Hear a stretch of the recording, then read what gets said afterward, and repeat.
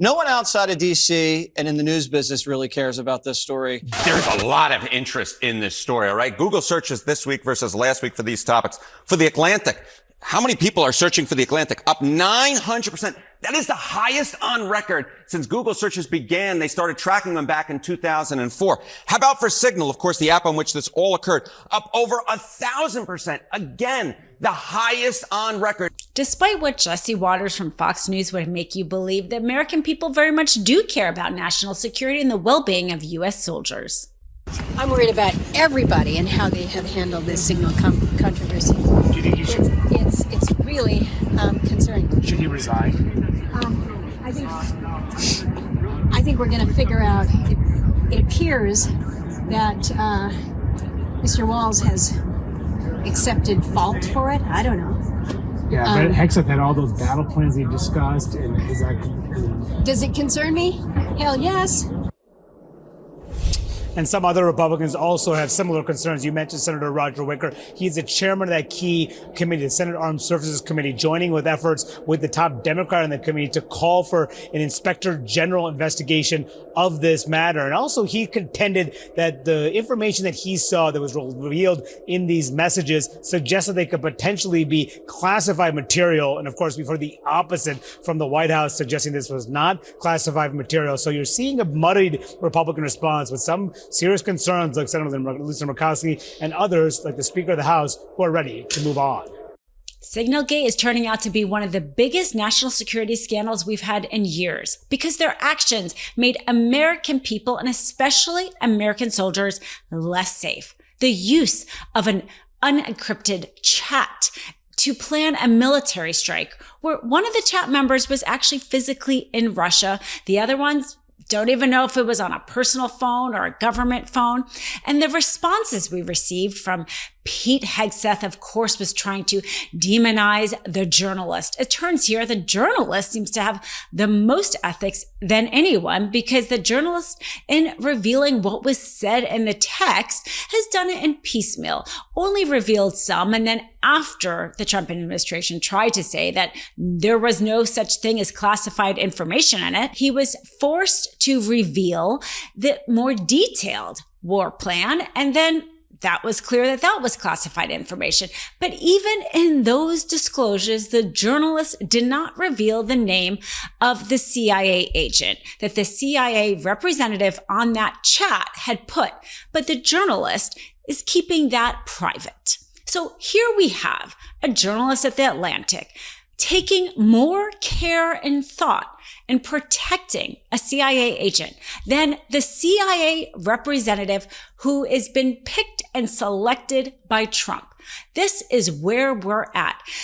Trump, for all he tries to say how horrible the media is taking better care than Trump himself and his cohorts on taking care of the American people and the American military. So Donald Trump's ratings on handling the economy, inflation, cost of living are all tanking.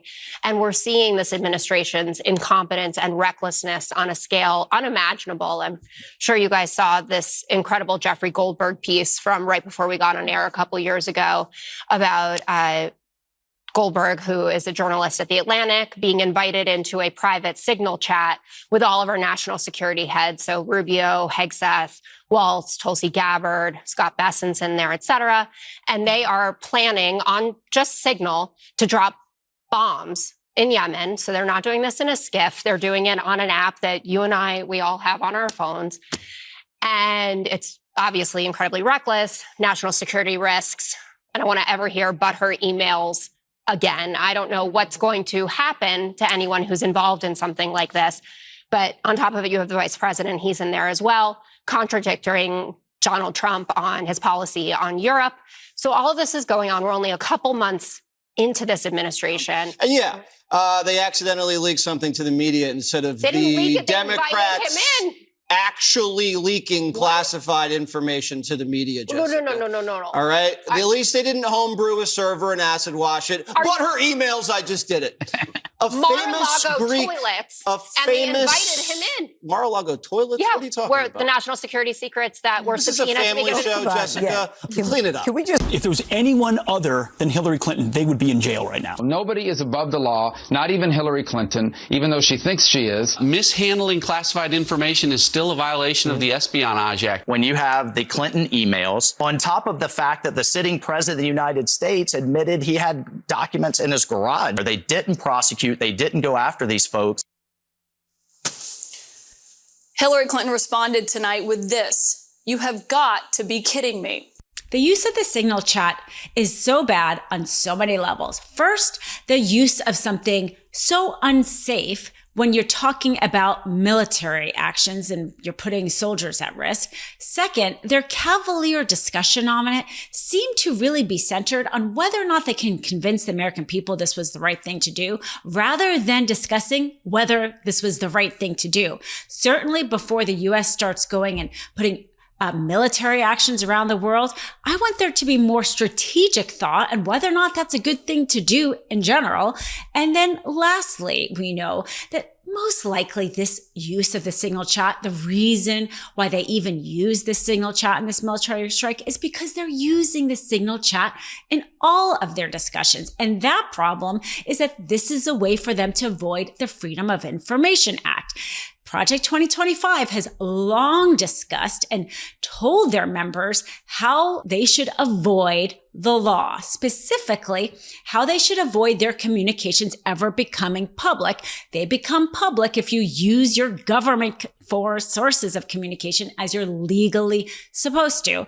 And then, of course, they can be subpoenaed under the Freedom of Information Act. And then all of us know what you're doing, which is exactly how the law is supposed to work, because in a democracy, the people for the government work for the American people. So we should know what you're doing.